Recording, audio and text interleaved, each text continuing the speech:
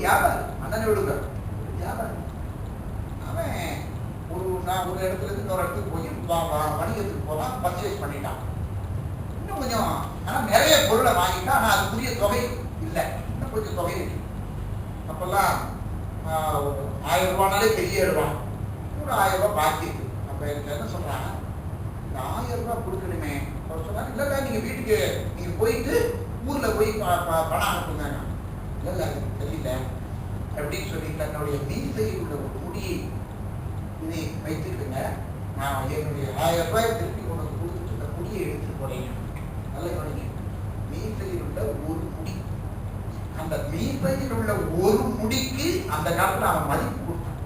இந்த நம்ம விட்டுட்டு போயிடுவோம், அது போனா போய் மதிதா கொண்டா போடலாம்.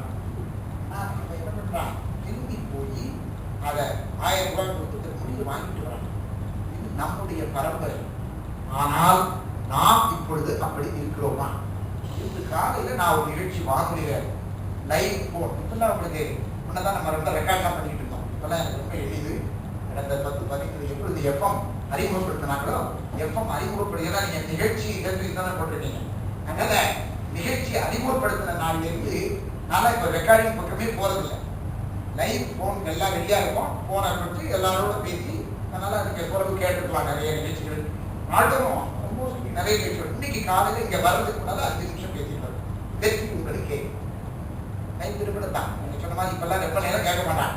எனக்கு நேரம் இல்லை, நான் நீண்ட வழி தூரம் போக வேண்டும் என்று ஓடிக்கொண்டிருக்கின்ற காலம் இது. ஆக இப்ப அவர்களை எல்லாம் தூண்டி இழுத்து அவர்களுடைய கவனத்தை நம்பற்றம் ஈர்த்து இசைத்து அவர்களுடைய மனத்திலே நம் கருத்துக்களை விதைக்க வேண்டும் அல்லவா?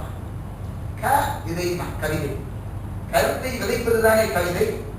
ஆக இப்படி நாம் சொல்லிக்கொண்டே இன்னைக்கு என்ன சொன்னா, முன்னேற்றத்தின் 3 படிக்கட்டுகள் சொல்லிடுவாங்க. இன்னைக்கு நான் சொன்னது 37வது படிக்கட்டு. என்ன சாட்னா என்ன? சின்ன சின்ன வார்த்தைகளை வச்சு நம்ம சொல்லுவோம். அப்படி ஒரு நினைவாற்றலை பெருக்குவதற்காக நாம் எடுத்துக்கொண்ட உத்தி 3 சொல்றது. நம்ம KAP டெக்னிக்குமோ, நாலேஜ், ஆப்டிடியூட், பிராக்டிஸ், இப்படி பல இது சொல்றது.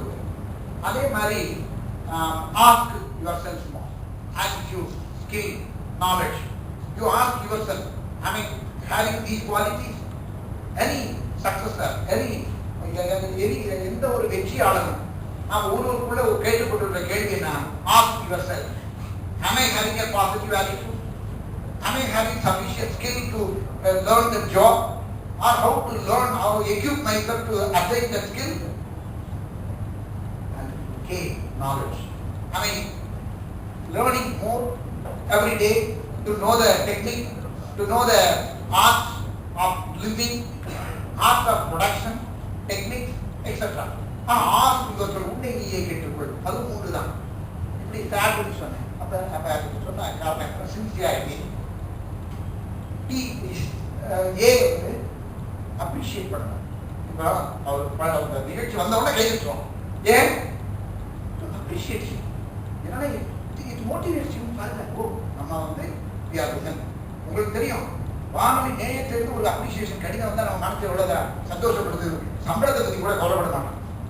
இன்னைக்கு நாங்கள் அப்படிதான் சொல்லிட்டு 30 ஆண்டுகளா ஒரே போஸ்ட்ல.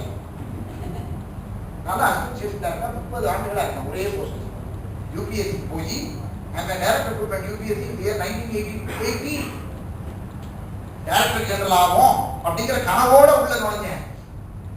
அந்த கனவு நிறைவேறாமல் அப்படியே திரும்பி போகிறார் மணி ஓய்வு டிசம்பர் 31ஆம் தேதியோட. ஏன் சொல்றேன்னா, அதனுடைய விளைவுதான் MTS அகாடமின்னு ஒன்று ஆரம்பிச்சு அது நிறைய நடத்துக்கு இன்னைக்கு கூட 18th அறிவு களஞ்சியம் அவார்டு ஃபங்க்ஷன் கண்ணகி பாக்கியநாதன் கொண்டு வந்து கொடுக்குறாங்க. துடிக்குது என் உதடுன்னா சொல்லு என்றால் இடிக்குது என்று சொன்னேன் அல்லவா, அதனுடைய விளைவு. அது என்ன தெரியுமா, மயிலை திருவள்ளுவர் தமிழ் சட்டம் வச்சு 60 நூல்கள் நான் வெளியிட்டிருக்கேன். அது மட்டுமல்ல, MTS சொன்னா உடனே திருவள்ளுவர் தமிழ் சட்டம் சொன்னா டெல்லிக்காரன் நம்ப மாட்டாங்க. LTTயோட தொடர்புடையவனாங்க. ஒண்ணுமே இல்லாம போர் செய்யாமலே போராளி ஆகாமலே போராளி நம்மளை குற்றம் சுமத்துறான் தமிழ்னு சொன்னான். கொடுமை மட்டும் பார்த்தேன். உங்களுக்கு தெரியுமா, வீர் விக்ரம் சிங் சொல்லி தப்பிட்டு போந்தாரு ராவேஸ்வரியம். லண்டன்ல வாகேஸ்வரியரை வரவோட்டு சொல்றாங்க. அப்போ ஒரு சிங்கி மாதிரி வேடம் போட்டுட்டு ஏர்போர்ட்ல வந்தாராம். Are you VVS? No, I am V. Vikram Singh. You got the point. அது மாதிரி மயிலை திருவள்ளுவர் தமிழ் சங்கத்தை MTS அகாடமி என்று சொன்னேன். அப்ப எம்னா என்ன? மோட்டிவேஷன். டீனா என்ன? ட்ரைனிங். எஸ்னா என்ன? Success. If you are motivated, you will get training. Training will give you success. Success will motivate you to get training. என்று சொல்லி அகாடமி தான் சங்கம் இதாண்டா இதுன்னு சொன்னேன். It was approved. I am doing number of projects through that. I am talking to you. It is not cheating. It is a fact. மயிலை திருவள்ளுவர் தமிழ் சங்கத்தின் இன்னொரு அமைப்பு தான் MTS Academy. Most of the people know about that. Through that I am organizing for personal development workshop, leadership training in collaboration with the Nehru Kendra. This is the 18th Arivu Kalanjam Award function.